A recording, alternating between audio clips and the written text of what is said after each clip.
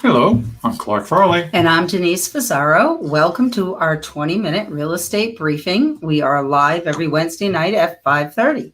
Live and excited. And the excitement comes from the process here. We have a little button we have to click. Now, that will get us live, but it varies. Sometimes it's 3 seconds, sometimes it's less. So it doesn't really matter, though, does it? Because we're it does here. to me, because it gives me that, I'm on the edge of my seat. You get to say your thing here. So this week on the 20-minute real estate briefing, our subject seems like a simple thing, these showings, but sometimes we realize that all we remember is the color of the house or the condition of the lawn. So we're going to give you some tips on and some advice on going to your first showing. And I'm going to be all over the place because we've got a video which was live, in a sense, of one take. And I'm sitting in the wrong position and I'm just totally uncomfortable with what I'm seeing on the monitor. But I did.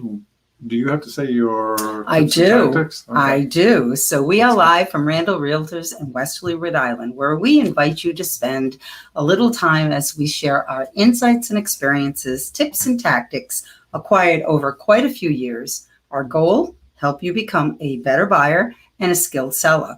Remember to hit, I said seller like a Rhode Islander. Seller. Remember to hit subscribe if you're watching us on YouTube.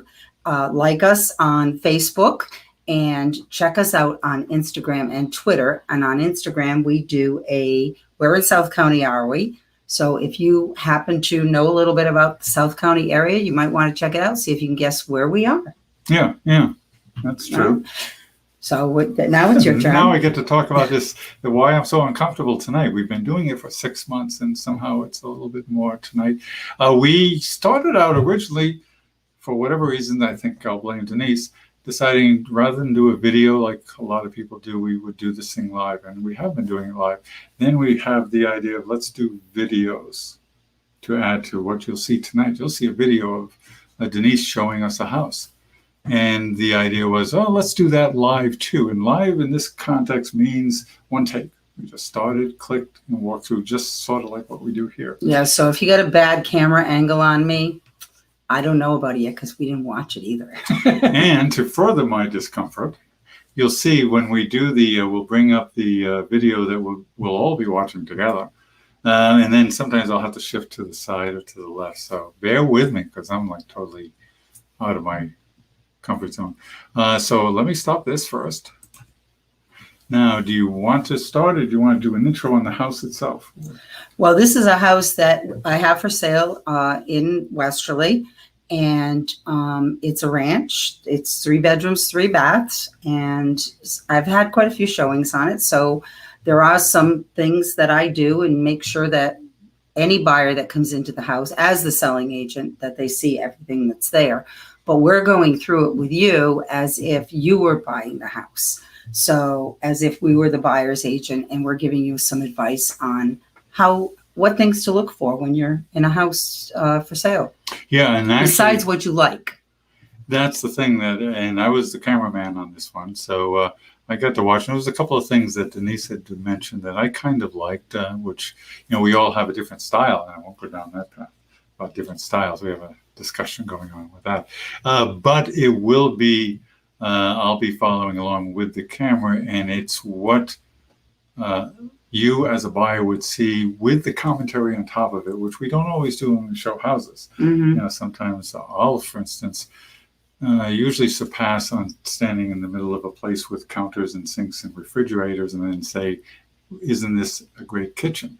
Because I'm kind of thinking that maybe they already know it's a kitchen. Right. Yeah. And some of the things that you see in a house are cosmetic, something that you would, may like or may not like.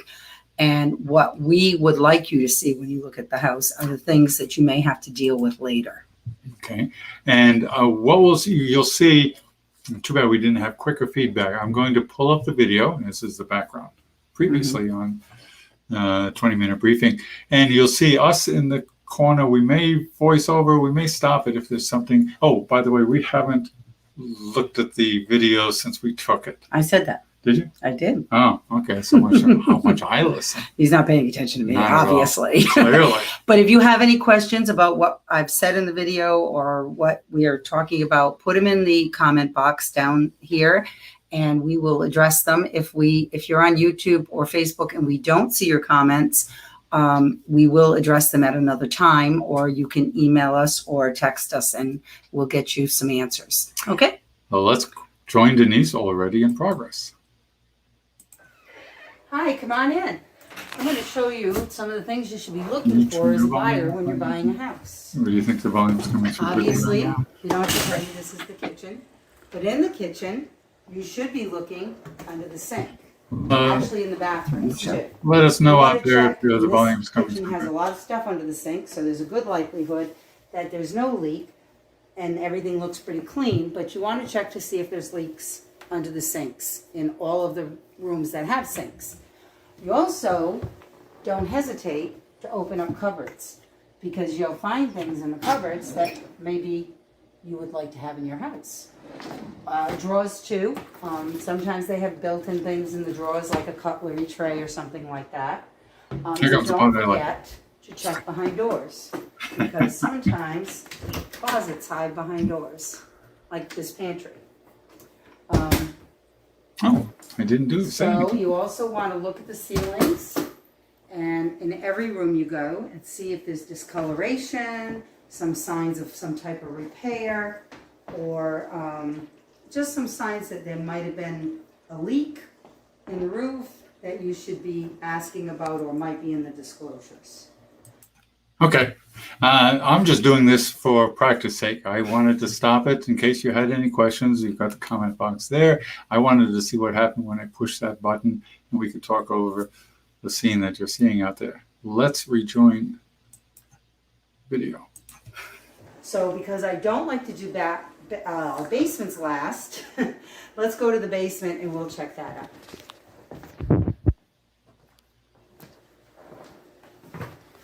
Probably one of the most important parts of the house is your basement. Because that's where all the workings are. And to disappear. This particular house has electric heat, so there is no furnace or boiler. If there is one, it's good to look around and see if there's water around it, if there's rust on the oil tank, if it's an oil-fired appliance. In this Right. particular case, we're going to look Oh, at the electric. speak up for them to And hear. also check Voice plumbing up. when you're down there to see if there's any sign that water may have leaked. Most houses that have basements in this area do have dehumidifiers running. So one of the first things when you walk down the basement stairs is, how does it smell? Does it smell damp? And then look around for dampness because a damp basement is not pleasant. It's not a great place to store anything either. And I'll jump in there because we talk about different styles and all, and it was fun doing this because we have different ways of showing it. But I'm a big believer in that smell test because sometimes people will not try to cover up a damp basement or time of year. But the thing about a damp/wet basement is that there's really no getting the smell out. No, unless you can find where the dampness is coming in and stop it. But typically, especially if it's an older house, that's what you have. Well, it's chronically like that. And, in a sense, as a buyer, you want to go with your instincts on a lot of these things. Mm-hmm. It isn't just, let's look at the technical end of it. How's the feel? Yeah. But one of the things I do want to point out on that is that oftentimes people have shrubberies too close to the house, or they have their drain spouts that come down right next to the house. And sometimes there are ways to get the water away from the house and stop some of the dampness issues. So that's another show we're going to do where we're going to walk around the outside and we'll be able to see some of the things but of course we're not inspectors. So basically what we're telling you to do is look for things that might be something that you would or wouldn't want to buy the house. Because this is your first showing. This is your first showing. And then if you are going to have an inspector, fine, they may find things that are deal breakers for you. But if you see a deal breaker now, then you don't have to go through the cost and the falling in love with the granite counters and move on. And at the same time, though, if you have issues that you really want to resolve, but not a deal breaker, as you say, knowing that before you shell out the money for an inspection, because a Right. good inspector is going to be very methodical, go through the place, write his notes, and you'll have an agent to stop him with questions, and most good inspectors will take those questions. Mhm. But if you got these particular issues, like what the hell's the deal with this, Mhm. then you'll know it going into it rather than at the after you've done the Right. inspection. And I mean, if you look around and you see it's something that you are willing to fix, then you go on with the deal. You go on looking. Okay, let's return to our, how do I do this? There you go. So this particular all-electric houses should have 200 amp service. Your amps are determined by the size of that wire, not the numbers that are inside of this. This particular house does have a sub panel, and they have electricity in the garage as well, so they have a lot of power in here. They also have a radon mitigation system. It's pretty easy. So anytime you're buying a house that has a lot of radon in the area, you want to have that tested during your inspections.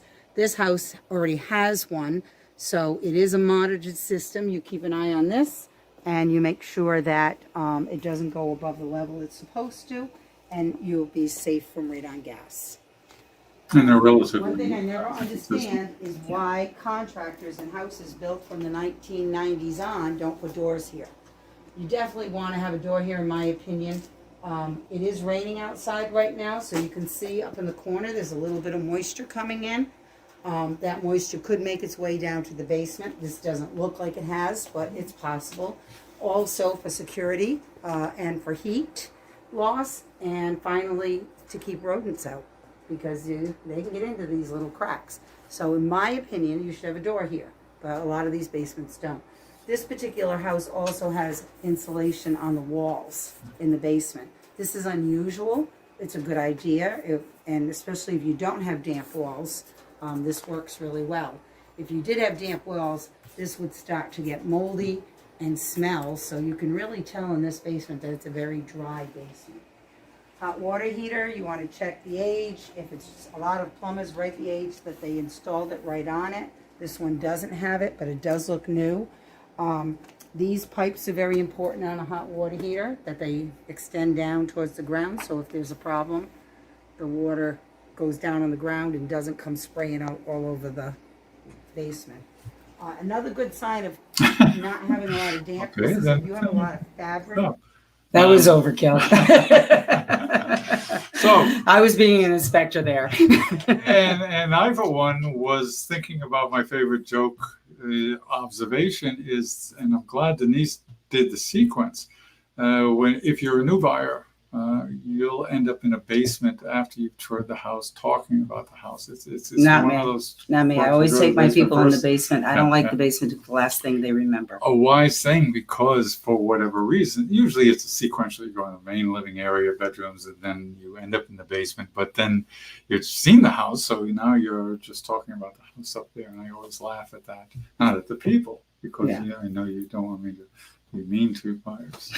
It's one of Denise's things. Back to the video. Back to the video. Cardboard in a basement, that absorbs odor a lot. And so if you have cardboard and fabric in a basement and it doesn't smell moldy or musty, then you know it's a fairly dry basement. This Or house get has carpet, and it doesn't town smell. water, but this homeowner decided to put a filter on nonetheless. Filters are always on a well, and typically the filters on a well are just to filter out some sediment. You want to see that it's pretty clean, especially if you're going to have a well test or water test, because that can affect your test. If this thing hasn't been changed in 2 or 3 years, Yes. your water test is not going to come out good. So you want to make sure that's clean before you have a water test. No sense wasting your money. And it's cheap to put a filter in. So you want to check around the windows and see if there's any moisture coming in. If there wasn't insulation on here, you'd be looking for cracks in the walls that might be over a certain diameter, which indicate water could come in, but in this particular house, that's not an issue. So let's go upstairs. All right, so bathrooms. When you're in a bathroom, If it's a tile bath, you want to check the grout. This bathroom is new, so we don't see any issues on the grout. But you want to look for cracks and drying out, especially around the edge where it meets the tub, because that could cause a leak that goes down into your basement. Again, look at the ceilings. This particular ceiling does have a discoloration, so did this leak here, or did the owner replace the fan and, you know, needed to paint for some reason? Hopefully it's in the disclosures. If not, we need to ask that question. Stop. So You want to flush the toilets? Stop. in this particular case, I do know that the owner replaced the fan and the new fan was smaller than the old fan. So I don't want anyone to think there was a problem there. Well, in this particular house, it's wise advice, and this is part of watching for the marginal things as an agent, and it depends. Depends on the buyers. If you're the buyer, you should be getting a feel for the house, in my opinion. I'm going to be there watching and looking for the kinds of things that Denise has mentioned. Whether or not the buyer, in other words, that buyer with a good agent doesn't need to worry that they didn't notice everything. Right. The agent should be helping out and pointing out. Like if I was showing that house, I would say, oh, we should find out what that's about. And B, they've got an inspection coming up if they choose to get involved. And thank you, Phyllis, for the nice comment to Denise's thanks, Phyllis. performance. Back to you. Make sure that they work properly. Look around the base of the toilet to see if you see where And it the might toilet. be leaking. We call that Don't a be toilet. afraid to turn the water on, check the water pressure. Everyone always asks me that, it's okay. And again, behind the doors, open them up because there may be a closet back there. So under the sink, as we said, in the kitchen, open up under the sink, look for leaks, check it out. If it was leaking, it would be under here. There's people's personal things in there. It's okay. They shouldn't have anything in there that I want you to see, but don't open their bureaus. And I do that. And don't forget what I said about checking behind doors, because behind the door could be a washer and dryer. Big reveal. Washer and dryer should have a drip pan under the washing machine. This one does not. There's no leaking going on here, it's obvious, but if there was some, you would not want to have no drip pan. Again, checking ceilings. And in a bedroom, you want to check the ceilings. You want to turn the light switches on and off, see if they work. Sometimes it works a lamp, sometimes it's an overhead light. And you want Checking to out picture your lights and furniture. closets. This particular closet has a pocket door. Just to add to that, the thing about bedrooms, and not everyone is able to visualize things, but you look at bedrooms, you want to note the placement of closet doors, other doors, and windows, because you can have a room by dimension that sounds big until you try to put your double dresser, what do they call that? Double dresser on a wall, and all of a sudden you're covering up a window. Yeah, I actually have people who come with measurements sometimes, because their furniture is good. important to them. So they come with measurements of their furniture to see if it'll fit. Good buyers. So, yeah. Good buyers. Okay, back to the film. I like to open and close them just to make sure that they do open and close easily. Sometimes they stick a little. That may be just from a house settling, but you want to know what you're getting and if it's repairable. So that's basically how to look through a house. And we do have, one more bathroom in here. So in this bathroom, this one is a fiberglass shower one-piece unit. So what you look for in fiberglass is cracks. Luckily, these people are very clean. You don't always see that in the house. Try to look past dirt and mess and clutter. But faucets, handles, and also look for cracks in the fiberglass. Some old fiberglass tubs may have had cracks repaired. You can do that. It's okay. Again, ceilings and under the sink. And check it out for leaks. Flush the toilet. Run the water. Cinema And Veritas. see if everything works the way you would want it to work. Truth Home is, inspectors will do a lot of this for you, but it's good to find out some on your own before you even decide to pay for a home inspector.